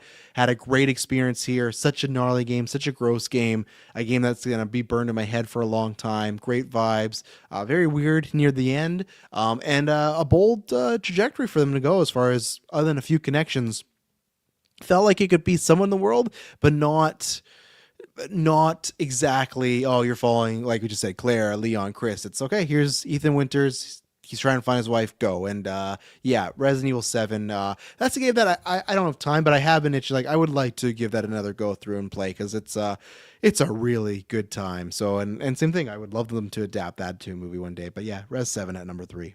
Nice. Yeah, I like that the reasoning for your love for 7 is very similar to me with my number 2 of Resident Evil Village, because for me this was like, the marketing cycle around the game was really great. It was very different. It was the first person. It was the character focus of it, like the different locations. And I was like, man, I really want to get back in this series. I've only played 15 years ago. I want to get back to the series, see what's going on here, and loved it. And now I've gone back and played all these other ones. And again, that's why I'm here today doing this ranking with you, because of Village kind of kicking off that love for the series and seeing both the tight horror elements of it, and then also like the bombastic action, cheesy moments of it. And that game, I feel like that game really rides those two waves at the same time, which I find really impressive about it. Big game. I love the scale of it. I love the interconnectedness of it. Every zone is good. Like even the annoying poison swamp, which is annoying in every game, is like good annoying, I feel like, in Resident Evil Village. I like the factory. I like that. To me, that's like a switch up a little bit from like the science lab that I'm used to at like the ends of these games. The characters and the roster of villains feels more iconic to me than a lot of the other games in that sense. Really great voice acting. Overall, just a really, really fun time. Really great game. Still have not played the DLC, which I probably should still knock off the list at some point here. But yeah, I give this game a lot of credit for really, really making me want to invest in see what's going on with the Resident Evil series. And yeah, now I'm a big fan of it. So yeah, love this game. Yeah, if people are interested, I think for most consoles, the games are back on sale right now, or some of them, but they didn't have that or the Ada DLC on sale, which are already like not super expensive, but still is waiting for, I think they're both like 20-ish, and I'm waiting for that like $7-10, because they will drop at some point, because I want to get especially who the DLC is about. I'm very curious about where that could go. So that's on my bucket list as well too. This was the hard. I always knew in number 3, Res 7 was there, and for me, the back and forth between 1 and 2, I struggle with till today. I think this is a situation where if we were making a best of list, the ranking would be different, and this might be in a different spot. But number 2, I got Resident Evil 4 right here. Okay. It's to me, it's a game that honestly, like I said, that now going back to it and then doing I think the remake specifically could be a game, if we ever redid our top 10 video games, might be in there, even over 2 a bit. But like, this game has everything you'd want in a game. Like I said, I was happy to revisit being the remake because I remember as a young lad feeling, this is kind of getting away from where I want, but it actually struck a perfect balance, and I had to stop myself. But I haven't in a while had a game that I wanted to replay right away. With my life, usually, okay, I got this game done, going on the next one. This was it was hard to stop. Like when it's going the mission, you're walking the cabin, it was hard to stop, save, and come back to it. I'm gonna at some point, maybe later this year. I'd love to play it again, especially New Game Plus. I got all my weapons, I'm all ready to go. But Resident Evil 4 it's something special, specifically to the remake, because obviously the game I have just lots of nostalgia about. I was again a young lad when that came out. That's the last one I actually purchased. But it's a special game. I think it's a game that I don't have any real nitpicks about. I think the level design's great. I think it's a good variety of villains and bad guys. Like I talked about, you're fighting this little, guy in the castle becomes a big monster, or you're fighting your former war buddy. You got the boat mission, like there's so many things there. Let me see if there's anything I had on here. No, things I kind of talked about before, but no, it's a just perfect adventure game as well too. Like even the first, I guess it's kind of mission, but that when you go into the village the first time and you're not even supposed to kill everybody, you're just supposed to run. That's one of the most enthralled experience I've ever had in games, where you're sneaking, they see you, and you're just running around place to place. It's just it's one of the most cinematic games of all time. So number 4 too was not an easy decision to put there. So. Mm-hmm. I mean, that leaves it at my number 1, of course, Resident Evil 4, which, is in some way like kind of a big full circle moment, because growing up, obviously not really playing a lot of Resident Evil, but it is one of those series that is, beloved. And particularly it's like, Resident Evil 4, the best Resident Evil, always hearing that over the years. And that's happened many times in my life where like there's a game that's been built up my whole life and then I finally play it and it lets me down, like Shadow of the Colossus, or like that happened with Golden Sun, or like even Earthbound. I was like, man, I've been looking forward to playing these games for like 20 years and I finally did, and it's like, oh, I don't really like these games. That's too bad. So to like finally get to Resident Evil 4, and admittedly it is a remake, so it's a new and updated version of it that is like modernized and all that kind of stuff. So take that with a grain of salt. It's not quite as fresh as me going back to an old moment. But yeah, it just fires on all cylinders, and it delivered in every single way. And I couldn't be more thrilled that like I was like, I love this game as much as everyone else does too. And I don't have the same nostalgia for it, but it feels good to be kind of there with everyone else. I mean, I love every area in this game. Like there is not a dull moment. Starting out with just like the earlier village sequences. Like I love like even just that initial fight in the town, and you just pretty much go until the bell rings, and then like they finally leave you alone. Like all that sequence is really good. The castle, which is huge and sprawling and fantastic. There's a lot of Ashley haters out there. I like Ashley. You know what? I want to protect her. I want to keep her safe. I want her with me. And yeah, it can be annoying escort mission type behavior at times, but you know what? I like her. I want her on my team. I want to fight for her. Who's that other guy that you mentioned him earlier? What's his name again? Jack Crazer? No, like the buddy that you have in this that you like do the minecart section with. Oh, I forgot his name. I couldn't remember him. Yeah, but he perishes kind of in the second I like act. him. Yeah. He's yeah, fun. He's fun. Yeah. So many iconic villains. I mentioned the Regenerator. You have like the giant like ogre fight. You have other like the guy with the Wolverine claws at one point too. That creepy like dweeby guy who like grows into a huge monster. Like all sorts of crazy stuff going on here. It's a great action game, but it also has its great like stealth, scary moments, like weapon variety. Like I just found like the mechanics of the game great. I love the merchant in this game. What do you buy? And love Makes that no guy. sense, but it's great that he's he there. He would make it in my top 5 characters of the series, I think. And like his little theme, the save room music that plays when you finally get to him, always like a nice comforting thing. I don't know. It's a cheesy action flick, also a great horror game. Just fun, like Leon at his best, so fun and campy, and just suplexing grandmas and all sorts of fun stuff. It's amazing. It's a great game from start to finish. So love me some Resident Evil 4. Yeah, the save room. That's been what I've been listening to a lot lately for bedtime. They have all like the save rooms. This what's this channel? Shout out the Cry Cafe, ambient, relaxed Resident Evil music with rain and storm ambience. It's it's a real good one. But the save room stuff. But you can't be wrong with that pick. Honestly, my pick is number 2. Talked about many times. Don't have much more to say because it's just what I love in the Resident Evil world. I love that precinct. It's introduced into Leon. It's also like I do love I've always been a guy that says that Fellowship's the best one, right? Like even though it's not the Resident Evil's the first one, this feels like the real origin to the world, right? Because you're seeing Raccoon City and you just feel like on a grander scale. Where in the first one you're in the mansions, this contained thing. 2, it's like, okay, this is like the adventure that kind of kicks it all off. And for me, like when you talk about certain people like Jill and whatnot, for me, Leon is like the protagonist when I think about people that when I want to follow in Resident Evil. And that police station, Mr. X, the puzzles, the character moments, the kind of the claustrophobia you can have in some of those locations. It's just I love games, as I've said before. You got one bullet, make it count, and it might be an hour till you're getting another one or whatever. And again, there's random stuff in there too. Like, why are you developing photos in the middle of this game? I don't know, but I like finding those photos. Like, what can I do? And I love clearing an area. So, Resident Evil 2 is up there for, again, though, if I was making a best of list, 4 would be at the 1 because I do think it is the best one.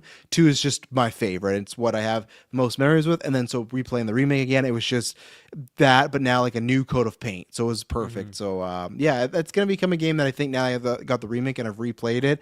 I could see me every once in a while just doing a nice play through that because it's not that long. And I just it was great having back in my life. So amazing. Great list. I think we both had a couple surprises in there, but I think that's just the series. It's a series of many flavors. So that's a good thing about it. Let's take our last ad break of the show, and then we'll do some predictions for Requiem. We'll be right back. All right, we are back. Of course, Requiem comes out in just 3 short days. Wait, what is it? Monday, Tuesday, Thursday? Yeah, 3 days. Right on the precipice here. I think we just have a couple quick questions here. I have watched, I think, every trailer. I think I've maybe missed 1 or 2 trailers, and I've not combed every frame, and I've not been deep on Reddit, like, what are crazy theories and stuff. I'm trying to, stay a little bit blind, but also, seeing the trailers that pop up at the Game Awards or State of Play. It's hard to miss those, right? So kind of a mix of seeing things. My first question for you, Travis, how much time do we spend at the police station? Ooh, that's a good question. I wonder, is that quick what nostalgia hit, or is it like a level? That's tough. I've been thinking about the whole time is it like even do you start with Leon there or do you build up to it, right? I don't know. You build up to it. I think you build up to it too. I think I would say at least even a mini level, like something that's I don't think it should just be a location you kind of walk, get some member berries, collect a couple stocks and move on. There should be a couple zombies there. I don't know what the status of Raccoon City and the bomb, what it's been. Yeah. Most of the images they show, that town looks pretty defunct. Like, it doesn't look like much is going. I'm not expecting people, but just even like it's not overrun by zombies or anything, right? So you would have to wonder like what the zombies would even be feeding on at that point if they were to even exist there. So that's where I'd like maybe is you explore it, you get some memories, you collect some stuff, and maybe there's like a bigger boss, like a smaller mini boss battle there. Like when you mentioned the troll in 4, something like that where, okay, let's do a memorable thing here, and maybe it comes out of the ground. Maybe you fully level the police station. That's kind of like a fun way to like, okay, this thing's done in the middle of this boss battle, and you're kind of running through these locations that you were in before, and they're getting destroyed. So that would be my pitch, is like a mini boss battle there. That's what I think should happen. Okay. Yeah, I'm maybe hoping for like we spend an hour there or something. Like I like that. Yeah. You go through it, there's a few rooms, but you can see like certain areas that are memorable have been like caved in and like are just completely like maybe the whole East Wing is just crashed in. That's fine. I don't need to revisit every room, and I don't really want to, right? Because I've done that. I complained that I already had to do that twice when I replayed Resident Evil 2. Yeah. But it is obviously a very iconic location, and so I'm very curious to see like what the heck are we even doing there? Like what is the right? Is it just a nostalgia hit, or is there something that is there that we need, like an old file or something? Are we just using it as like a gateway to get like through the underground section? I'm not sure. Even Raccoon City in general, why we there, right? Like that's what's fun. And I do think that because we've not been there, even in that movie we watched and the games, they talk about Raccoon City a lot, but they've not really gone back there. So that's why I feel like if they're going back there, I think they know we got to make this a juicy reason. We can't just go back there for the nostalgia, you know. And that's where we'll say if it is just a nostalgia hit, that's where I do think it would open up the game. Maybe like you would start there, like okay, it's just a quick. You're walking through, like get this, you know, gun, train up or something. I don't know what, or we're gonna pick you up, and that starts the mission. But I hope that's not it because I feel like with that, and like I said, it's been 14 years since Leon's been in a new game. There is some kind of expectation when it comes to those two things, Leon and the police station. So, yeah, very much so. Returning characters. Who else do you think is going to make some surprise appearances, if any, here? Because obviously we got the confirmation of Leon a few months ago, but anyone else popping in? Well, let's circle back. Jill Valentine. You were talking about her, right? Sure. I think I'm pitching a dangerous thing because I don't want to pitch this exactly, but I said to you, I can't remember, I think it was last time we were talking about Resident Evil. I feel like once you get to 10, you kind of got to do something special, right? Like you got to, and I feel like this is what's so scary. I feel like it should be the Avengers of the Resident Evil, but I don't want to be Resident Evil 6. Like that's Which is the Avengers of Resident Evil. Yes, right? So like what I would love is a way, and I don't know why that's one of my questions. I don't know if Leon's going to make it out of this, but I would love it if you could get Jill and Claire back for 10 because you're like, oh, what about Jill? Maybe those are two characters. Same thing. I don't know the last time Jill's been in a proper like canonical game that's not a remake, right? Like is it just a spin-off or is it 3 maybe? Like when's the Yeah. So I just feel like with the return to Leon, I feel like they do maybe want to return some of these characters. So when you said, oh, well, what about Jill? I think there could be something to they remade 3. They're remaking Code Veronica. I don't think it's to prep you, but I think it's also just like if they sell well, it's like, well, clearly not only do people care about these games, they might care about these characters. So, and Chris is always bopping around too, right? So he's been in 7, he's been in 8, but he was not like a main character. I don't know if it's a trio or a quad. I could see some sort of Leon, Claire, Chris, Jill game. Now that's a lot, and maybe it's half of that. Maybe it's just Jill and Claire, but I feel like for 10, maybe you could do something like that. And again, I'm pitching Resident Evil 6, so I don't like that. So you know what? Kick Chris out of there. Chris is gone. Get Chris. Just keep it a Leon. Leon. I mean, if you put Leon and Jill on the cover of the game, that's a big moment. Well, alone. and again, I've pointed this out. Apparently, it happens in the movies. They have not ever met in the games. All these other characters have met at different points. Jill like and Legolas Leon. and Frodo. Yeah. They've not Thor and Black Widow, Thor and Black Widow. Yeah. Not a single word in the entire Infinity Saga. Like those, I would argue, are your protagonists A and B. The fact they've never met. So that's what I'm getting at. Is I could just that pitch you just gave there, that cover, those two. I could see something like that, and I know because people I feel like keep speculating if Claire or Jill are in this game. I don't know if they are. I feel like they don't want to get it too big. That's why I feel like they'd kind of do like they've been doing lately, like these end credits where you remember in 8 where we'll just say a certain character, in case someone hasn't played, a certain character gets brought in, like recruited to be, oh, you're one of our agents now or anything like that. Like that's where I could see that where Leon's done all this and then he bumps into a Jill or Claire and like, oh, things are worse than ever. And then it's like that sets up 10, you know, and that could even bring in like, okay, minor spoilers, but if you wanted to bring the Winters family, one of those characters is an agent now. So like you could bump them in there. So you could right. do something really, even if they're not playable, just to have some of these characters around. So that's my only thing against my other prediction as far as I'll save till after. But and Ada, what do you think about Ada? Because she's popped up every time in 6, 2, and 4 for Leon. Every time. Yeah, you can't separate the two like at this point in time. But I want her in there because I'm a big fan, and I think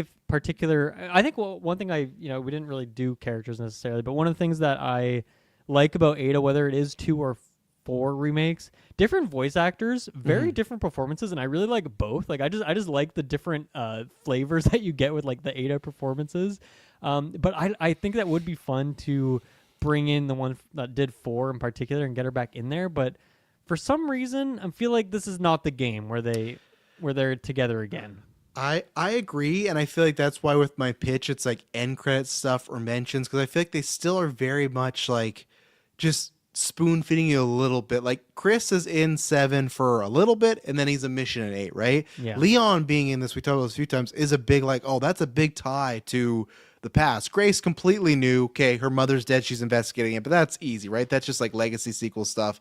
Leon being is like, okay, you're tying it to a lot of that old continuity. So I think they want to try and find a way to introduce some of those characters back because there is nostalgia, but you don't want to go crazy. And I feel like that's where, at first, I was leaning towards Leon dying. I think something like a 10, that's where you could have like a Leon Ada reunion. I think that would be like apt for a 10, like the 10th Resident Evil mainline game. You can get those characters back, and maybe they actually get like a happy ending finally. Maybe it's not like a will they, like every time they save each other, they kiss, they admit they love each other, and then Ada's off doing something. Like maybe finally this time she's done moving around. And my only fear is what I really don't want is because they got him doing the whole like he's looking very depressed. I really don't want to learn like Ada died off screen or some shit like that. Like, and movies and games do that a lot, and I'm worried. I don't think they will. 4, she's like dead as heck, but then she's like good. Yeah, but she's back as 6, you know? Yeah. But I mean like a full-on confirmation, like no twist, just like, yeah, and then I lost Ada. Like, I don't want that. Like, but they do that a lot of times. Like, I get it with actors. They age. Ada's a video game character. Really, like, who has died in Resident Evil, though? Yeah, like the villains, obviously, but like no one's... I mean, in terms of like, has any playable character ever died?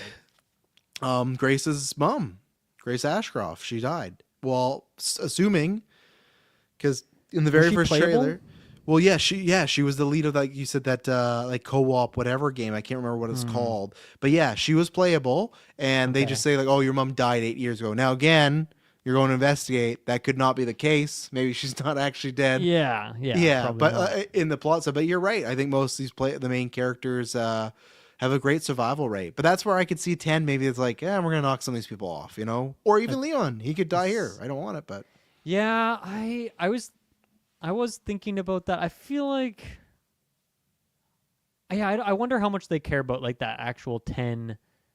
Because it is really just a name at this point. Because they're like, because Code Veronica is like kind of a main line, and people are like, oh, this kind of is Resident Evil 3. It's like, it's kind of like the Kill Bill. Like, okay, we've already got 10 Tarantino movies. You know, like he's got his 10 out there. But it's still a thing though, right? And it reminds me with the Saw franchise. Remember they dropped that, but also when they like Requiem doesn't even have 9 in the title. Well, the Q kind of turns into a 9 in some of the marketing. Okay, I don't think if you I look noticed into that, it. actually. Yeah, some of the marketing said like the Q is a 9. It's like okay. Okay. But to me, it's like the Saw 10 thing where they dropped that for a while. Like Spiral's not part of the Saw movies, but they counted it. And when they got to Saw 10, though, it's like Saw X. Like to me, I don't think there's a way you and I are playing Resident Evil 10 without like that X being somewhere like that. I just feel like because it's the 10th game, that's a lot of like marketing push you can do, right? Like it's like a final thing, like, oh, the final movie. So I could be wrong, but I will at least say if it's a subtitle, the word will have an X in it. I promise you it'll have an X. Okay. Yeah, that's my prediction. I could see that for sure. And they'll do something clever like they do with The Village. I'm sure there's something they could do there. I feel like a Claire or Jill pop in, one of the two. That's what I'll make a prediction that one of them pops in, but briefly. Like I don't think you're getting a playable section even with one of these characters. I think they just save the day or have some story thing. It might not even be like in an intense mission. Although, actually, I think it probably will be in some sort of thing where they have a sniper rifle and save the day in a very Ada style. But I think one of them might be. I don't know the context. You know, again, I've played all these games or most of these games. I don't know what the heck's going on in the story.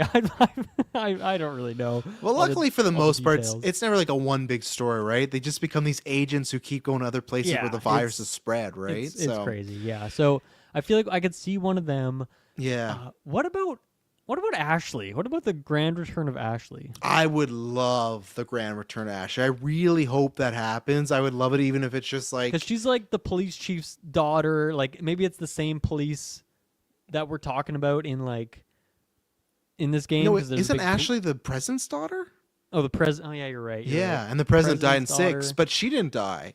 So I still would love a check-in on her. Like even if it's something like the game starts and Leon's like in a cutscene, like having lunch or dinner with her, and he gets that call. Like I want to know what she's been up to for sure. Yeah, or even just an email, something like that. You know, but that'd be. I feel like Ada might be an email. I think you might get an Ada mention in like a note or an email or something. Okay, a mention. I think meant Ada was emailing him. Like Ada's not emailing him. You know, she loves to like just pop up and leave and stuff. Right, she would send like a cryptic code. Yeah. No, I could see an update on Ashley. I could see say Ada being missing, and I had Jill or Claire small appearance. I just can't decide which one. because Jill hasn't been for a while, and maybe you could do something with Jill in 10, because even if that's all of it is, like, hey, it's the 10th game, we want to go back to the original protagonist just to tie it together. Maybe that's just the only thing. Yeah. Or Claire's like a perfect way to like somewhat promote Code Veronica, right? Like, hey, did you like this moment in Resident Evil Requiem? Well, next year she's a game coming up, right? I mean, I don't know what the context would be of her being in Raccoon City and being at the police station, but obviously if that was the game, the place It where the ties two of them together. were Yeah. palling around, right? It's their origin, right, of them meeting and everything. So, yeah, I think I lean towards Claire, even though I'd like to see Jill back. It's been a while, but Okay, I'll go Team Jill then, and we can kind of be opposed. I'm not going to pizza bet this by any means, No, but me either. we can be on the opposing sides of it here. What were your other prediction-y thingies here? I think we've covered most of. The only thing was just the official answer on Leon. Is he making it out of this or not? Survive, yes. Yeah, I think so too. I think if in the marketing, because people have caught on this whole like, oh, he looks sick or something like that. I think if that was an in-game development, then I'd be worried. But I think because they kind of have like shown off a little bit of multiple trailers that he got some going on, I think there's even a chance that he could become a monster you fight. Yeah. But I think he will get cured, and then that's the difference. And then Agreed. maybe that's where Claire comes in or something like that. And that could be a Yeah. good full circle moment. Or maybe that's like because Ashley's still like a cop. So maybe that's her like full on becoming a badass, right? Or sorry, not Ashley, Grace. That's her character moment. I'm excited to see just even how those characters kind of intertwine. You know, like what is like why are their stories told at the same time? I'm sure there's a reason for it, right? So and same thing with her. I had it. Is she making it out of it? I feel like she's gonna make it out of this, right? Yeah, I think so. Yeah, create a new She character. could be the next face of the series, potentially. She could, and that's where I was going to ask, because I already asked it a little bit, is do we get any Winters in here? Obviously, they were big in 7 and 8. It's hard because I don't know what happened in the DLC, which is his daughter, right? Yeah, so I don't know either. But I just know she's like working for the agency, kind of, right? Yeah, I So- do think there's going to be some connection between this game and Village, just because they are, well, most recent in the series together, and I Yeah. feel like they did that DLC for a reason. So I'll say that she is in this game as well. Okay. And because I had my little crackpot theory, do you think what's the ending or end credits of this game? Is it like a full on setup to 10? Is it something just like a nothing, what just is a dove even- note? Like What is like Village tease? Does it have- that's the daughter that she's like it time jumps to her being grown up, and then Right, she's an right. agent now, and she has some of the abilities. Hmm. I don't think 7 did much there, but obviously with 6 it was just and sometimes it's just like 6 they go to the grave of Helena's sister, right? Sometimes it's just a story beat, and then sometimes it is like, oh well, something else is out there. I'm just going with something else is out there because I feel like they're on a roll and they want to keep people coming back. So whatever it is, it's like a little tease to something in the future. Don't know what it is, but I'm gonna say 10. Yeah, I guess I'll say that it's some. I'm gonna say maybe it's the return of a iconic villain. Maybe it's a hint at a villain return rather than like a protagonist return. Wesker could be right up there. Yeah, I don't know where Wesker's at currently, but I could see it being Yeah. something like that. No, that's the villain, especially too in my crackpot theory. If they did want to make 10 special, imagine bringing back a couple characters and then a classic villain. Yeah, That's a good call. I like that. Yeah, that's a good one. yeah. Any other things you wanted to bring up prediction No, wise? we kind of talked around them, so I think we got them, and I'm excited. I'm like you, where I've seen the 2 trailers, but I didn't watch like when they did that state of play or whatever. I only saw that Leon like when he was sick thing at the beginning, but I've not done the Reddit thing because I don't want and obviously now spoilers out there, no way. But even before it's, I still want to be some surprise. I think there's a certain point where the theories come up and I like them, and then there's a point where okay, I don't want them to be frozen spoilers. And yeah, I'm excited for this ride, except for the hotel, Raccoon City. Like I said, I don't even know how these characters interlink. Like how does Leon and I assume Grace are going to meet at some point, right, in the story? Yeah. How and why, you know? So Yeah, I'm looking forward to it. I'm gonna predict for myself that it has the potential to become a top 3 Resident Evil game for me. I agree for myself. Yeah.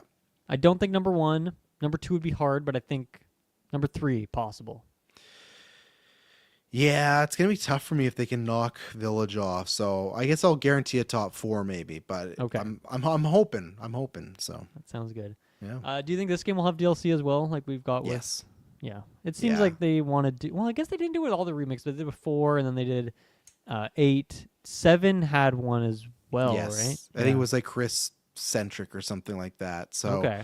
yeah, I feel like that's their thing of do that DLC game of the year Okay, edition you know what? Now sale. that we're talking about that, I feel like maybe Claire introduced base game. Maybe you get like a DLC, a Claire DLC. I don't think you'd get a Jill DLC. That seems like too big for some reason, but maybe a Claire DLC down the road. Do you do a Claire DLC though if you got Code Veronica out maybe next year though? Is that too samey for people? I think so, because it's like, like the Ada DLC and 4 is like an hour long or something. Like, Yeah, but there's no Ada game coming, right? Like no, so or Code Veronica is a Claire game, so true. Right? Yeah. I just I'm wonder. Going with it. I'm going with it. Okay. I feel like it's gonna be more Grace Ashcroft centered. I think that's my opinion.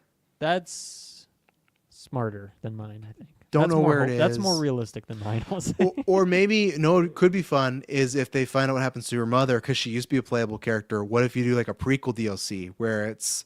They remake that old game for No. Just that she died at this hotel. You play the story, but this time it's a bad Resident Evil story because they're going to die. But just like the night that happened to Grace's mom, I could see that because she's a playable character before. She used to be a reporter, Dylan. I found out. I looked into it. But she's shooting stuff and everything. So that's my pitch, is a prequel DLC about how she lost her mom. Got it. Okay. Yeah. I love it. Good, great predictions all around. We will find out in just a few short days. If anyone else is playing the game out there, you have any questions or topics you want us to hit in the review, send them along, either YouTube comments, Patreon, Discord, wherever that may be. Thank you, everybody, for listening. We'll be back next week with more Resident Evil. We'll see you then. Bye-bye.